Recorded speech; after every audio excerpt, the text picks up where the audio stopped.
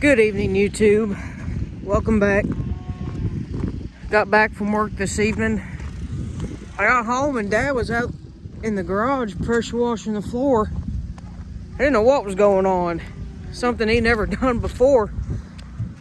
So I was kind of questioning what was going on. Turns out he got a bunch of salt for our water softener in the house, which our system is in the basement. And he went to unload it out of the back of his pickup and carry it through the garage there. And the garage is connected to the house. And one of the bags ripped. And when he went to pick it up, it spilled salt all over the mowers and the four-wheeler. And he wasn't sure if it was corrosive or not. So he pulled them all outside and got the pressure washer and pressure washed the floor. And now he's pressure washing the mowers and the four-wheeler. So I didn't see the mess. He was already washing and cleaning when I got home, so by the looks of things, he dragged a lot of stuff out, so by the looks of things, he made quite a mess, but we all make messes, so I'm out here feeding cattle tonight. It's about all I'm doing. It's very chilly out. It's about 31, I think's what the temperature read. It's Halloween night, so kids are going to be out trick-or-treating. I may run into town on the gator later just to see what's going on, but I got a hitch cover for my hitch receiver on my gator, so I'm going to put that on here after I get done feeding and just do a video on it for some content. Nothing too complicated about it, but nice little addition I thought I'd throw on there that was fairly cheap and inexpensive, so look forward to getting that on there. Been waiting on it for 2 weeks and finally showed up today at the parts counter, and I walked in to get some parts and the parts guy said, "Hey, your hitch cover's in." So I'm like, sweet, I'll go put it on tonight. So I got some buckets here. If you watched the last video, I've got the ground the feed last weekend, and these buckets I unloaded down here for the 2 moms and 2 babies. I want to give them 1 bucket, feed them, and then I'm going to feed the other 57 we have pinned up over there. So if you can probably hear them in the background there. They're bellowing because they're hungry. They know it's dinner time, and I'm standing here talking to the camera instead of actually giving them something to eat. So I guess I better give them something to eat before they get real mad at me. So let's go do that. Just grab a quick bucket here and walk out here and give them something to eat so they quit hollering at me. They like to complain a lot. They're like children. I speak from experience because not too long ago I was one. And see, here's number 2. She's just a big old baby. She's trying to eat right out of my bucket. These others here, these 3, especially the 2 babies, I spent who knows how many hours late at night for many nights on end with these things. Now they get grown up and they act like they're too good for you. I guess that's what you get. So I'm moving these pans here because they don't know how to keep their dinner plate in place. So I'll sit the camera down because I can't do this one-handed. Got it all, put it out there. You see, I got just a pan full of feed, nothing too crazy. There's number 2 acting like a baby. She's my baby. Yeah, you're a good girl.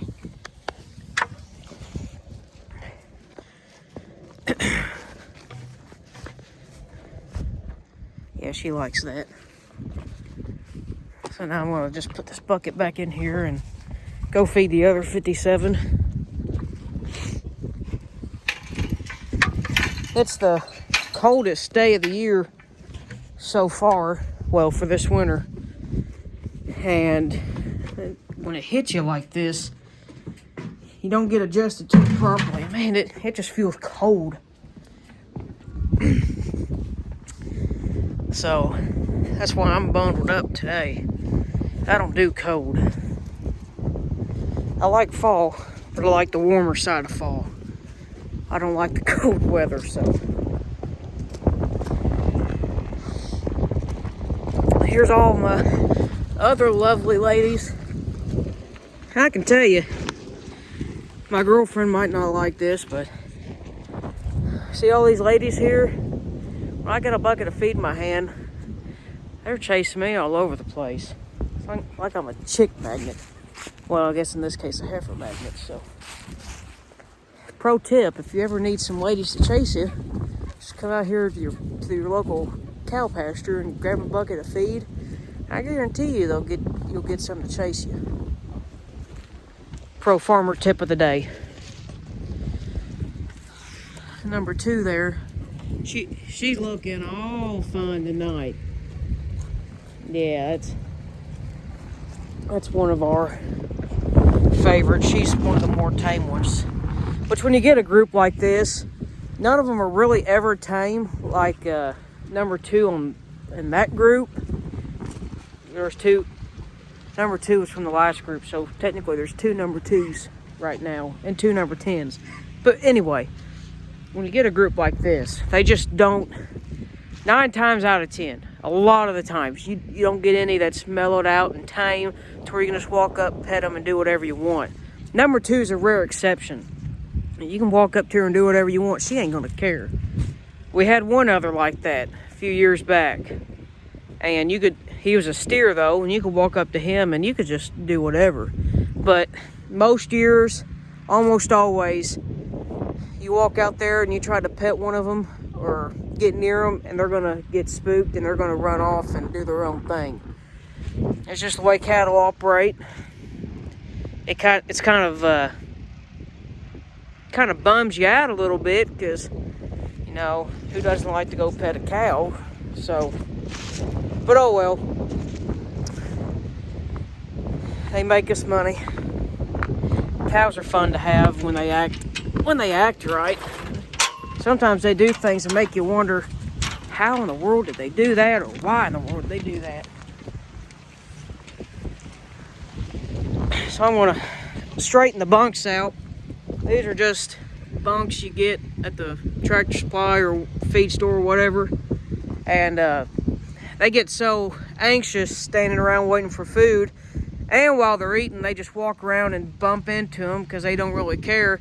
So every night before we put feed out, we'll go through and straighten them up, make them a nice even line so that way they can go out there and eat in peace. And that way the bunks are not all scattered everywhere. One day we'd like to either do concrete or steel bunks that have some actual weight to it to where they can't just move them, throw them around. Because you get a great big windstorm, sometimes you can find the liners in the bunks blown out of them, and some land in the pond, some land in the next field. Excuse me. They just go wherever they want, but for now this is what we're working with, and it's done great so far, so we're going to keep on doing it. But they're hungry and they ain't going to feed themselves, so I guess I better get to it.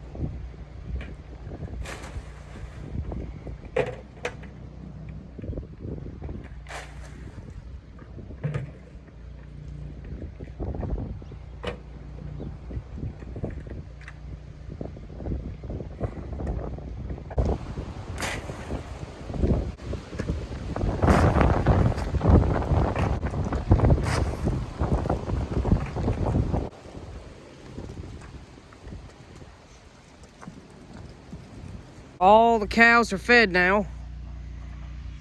All nice, lined up in uniform, eating.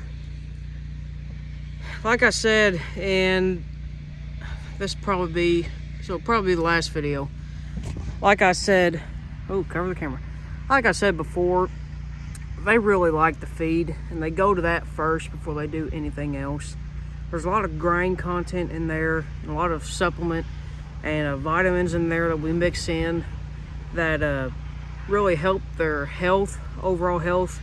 The grain obviously helps pack on the weight, packs on the pounds, and the bigger the calf, the more weight it puts on, and that's how we make our money, is based off of how much that calf weighs. We buy them when they're 410 to 435, somewhere around that area, mid to lower 400s, and we'll sell them when they're about 750 to 8. It's typically how long we keep them there, and how long we try to raise them for. So our target is always to get as much weight on there as possible. We put out protein tubs like the one there. We'll put out the salt blocks and the mineral blocks and the sulfur blocks and anything we can for them to nibble on and eat on, and get the best quality weight on there as possible. This is all homegrown grass beef. We'll pick a couple every year and pull them aside from the group, and then we'll feed them separately, and we'll use them to butcher and feed ourselves as well as sell to a couple friends of ours. And there's no probiotics, antibiotics, nothing like that. Obviously we gotta give them medication and vaccinations to keep them healthy and to keep them from getting sick, but that's about the extent of it.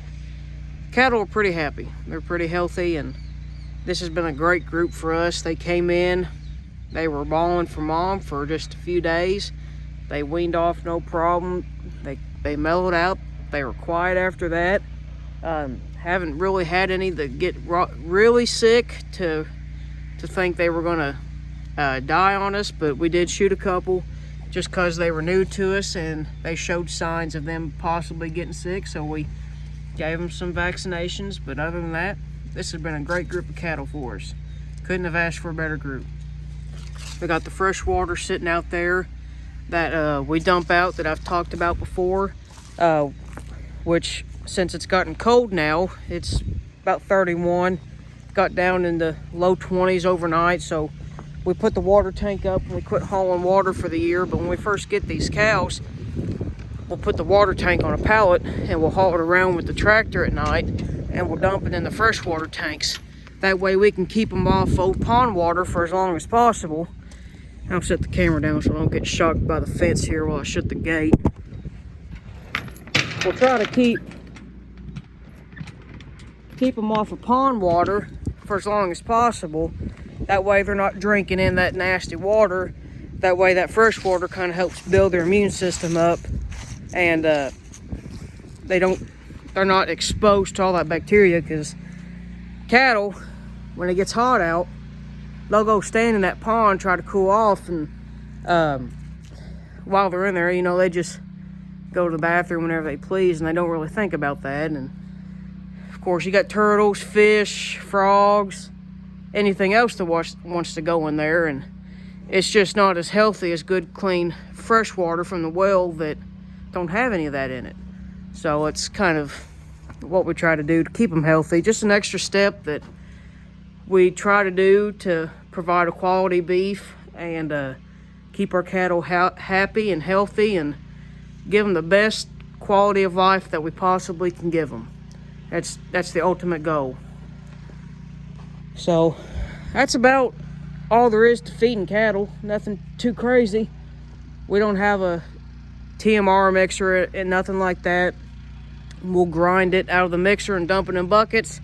We don't just feed right out of the mixer. So that's about all there is to it. I give these 12 buckets and the 4 over there 1 bucket. Each bucket is 25 pounds. So you saw me carrying 4 out there at a time, so that was about 100 pounds of grain or 100 pounds of feed, and then whatever the bucket weighs. So a little bit of weight to it, but we do it every day, so got to get done. It's one of the jobs you got to do, no matter how cold or wet or hot it is.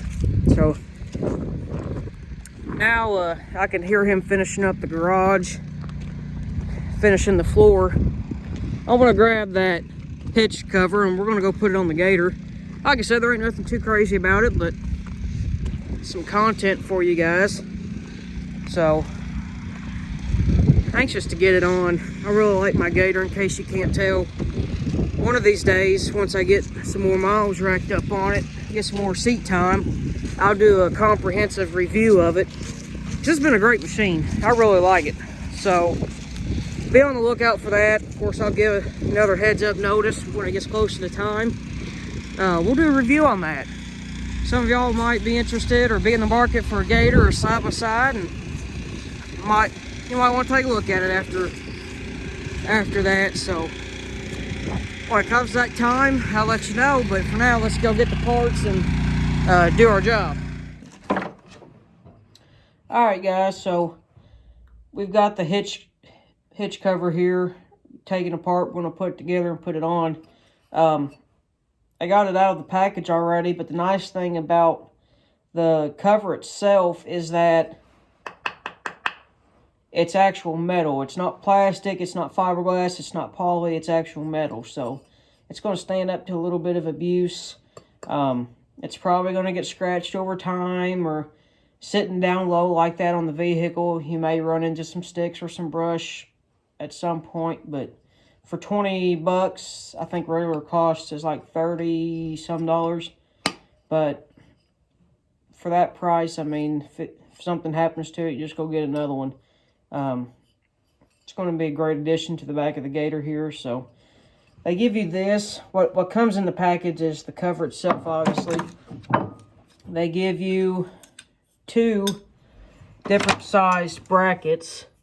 So you got brackets for the 2-inch receiver, and I also give you brackets for 1.25-inch receiver. So what's going to happen is you're going to take your brackets here and you're going to bolt them to the back of your hitch cover here, like so. And these are going to slide in. These are going to slide in your hitch receiver just like that. And obviously your pin for your hitch is going to slide through one of these 3 holes, whichever one you decide. It's as simple as that. So like I said, they give you bags of screws. It's 4 little bitty Phillips screws, which the lighting of the camera is not the best, and I apologize. I've got the camera sitting in the front of the bed here on the Gator. Obviously, I'm behind the tailgate, and the lighting is not the best in here, but I'm working with what I got. So these are little bitty guys, so I want to be careful not to lose them. They even give you an extra one.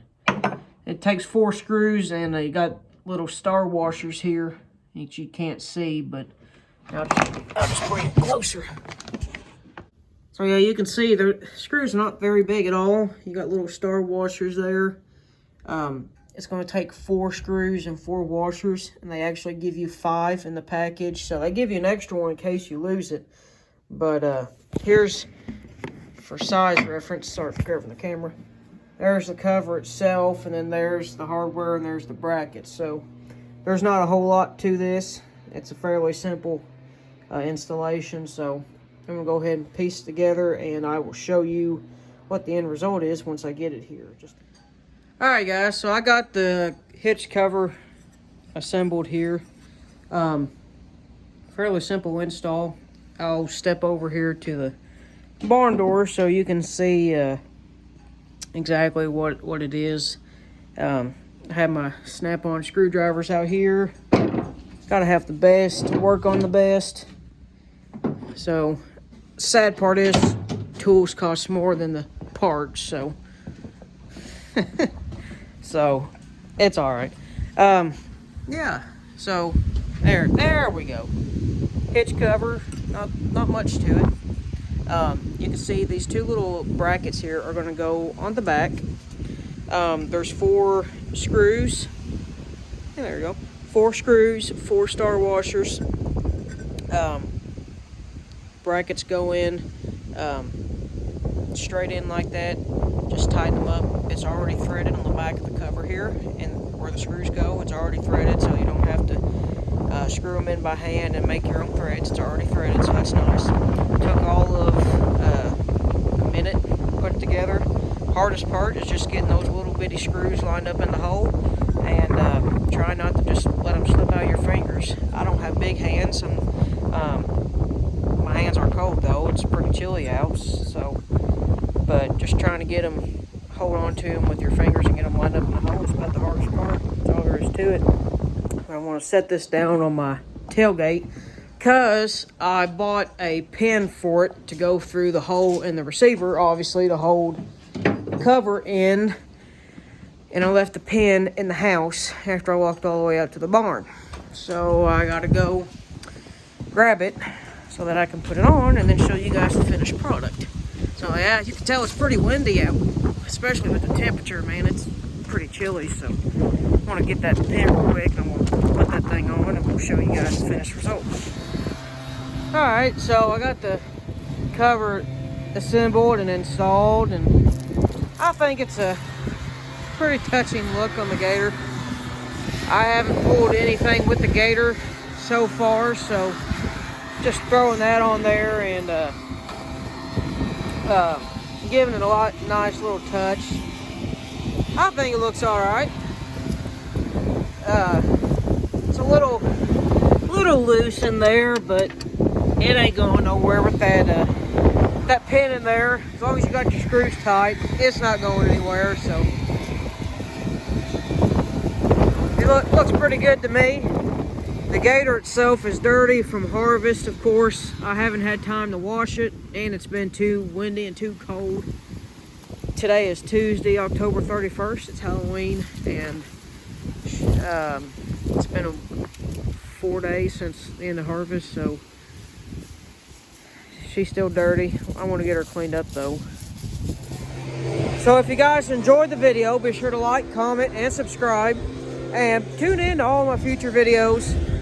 In case you haven't noticed, I'm trying to do my best to start this YouTube thing and really get it off going. I'm having a lot of fun with it, just being honest. I think it's fun. I think it's cool interacting with others and just showing what we do in our day-to-day lives here on our family farm.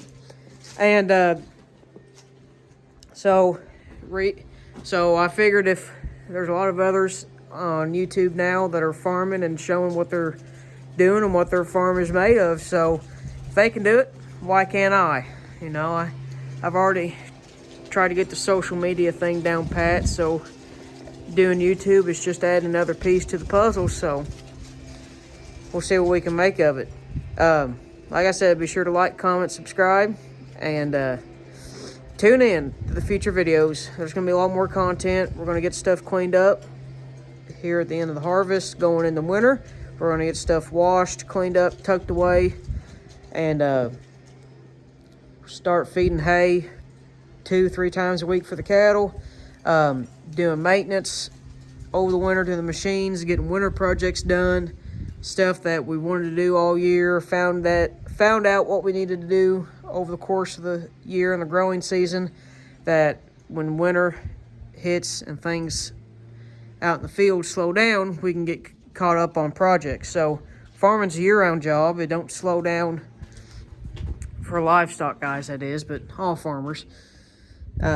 Things don't slow down just because it gets cold. So there's going to be a lot more stuff to do, a lot more videos coming. So just be sure, tune in, check them out, and if you have any questions, feel free to ask. So we'll see you guys later. Have a good one. God bless.